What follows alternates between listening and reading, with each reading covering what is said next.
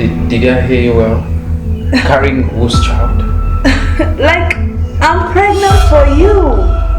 You must be stupid. Because I've noticed that you're so lonely. Stephanie came to me and reported. She told me about the suspension you gave her.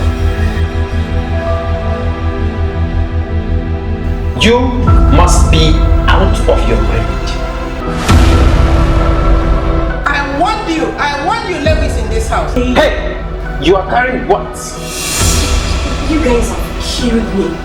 Killed you. You deceived me. Okay, so I'm trying to think about a way out to salvage this situation. You can make what? I am not interested.